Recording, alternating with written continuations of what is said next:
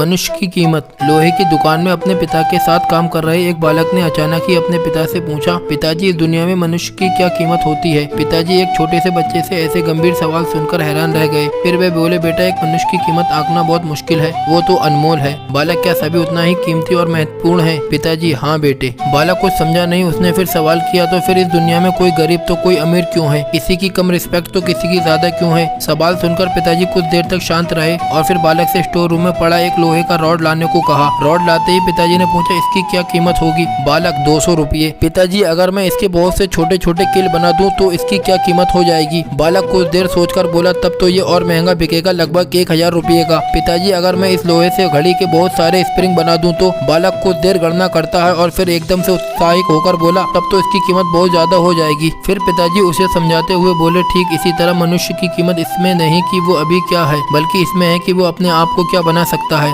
बालक अपने पिता की बात समझ चुका था। फ्रेंड्स, अक्सर हम अपनी सही कीमत आंकने में गलती कर देते हैं। हम अपने प्रेजेंट स्टेटस को देखकर अपने आप को वैल्यूलेस समझने लगते हैं, लेकिन हमें हमेशा अथाह शक्ति होती है। हमारा जीवन हमेशा संभावनाओं से भरा होता है। हमारी जीवन में कई बार स्थिति अच्छी नहीं होती, पर इससे हमारी वैल्यू कम नहीं होती। मनुष्य के रूप में हमारा जन्म इस दुनिया में हुआ है, इसका मतलब हम बहुत स्पेशल और इम्पोर्टेंट हैं। हमें हमेशा अपने आप को इम्प्रूव करते रहना चाहिए और अपनी सही कीमत प्राप्त करने की दिशा में बढ़ते रहना चाहिए। अगर ये कहानी आपको अच्छी लगी हो तो वीडियो को लाइक करें। ऐसे ही और कहानियों के लिए हमारे स्टोरी टेलर चैनल को सब्सक्राइब करें।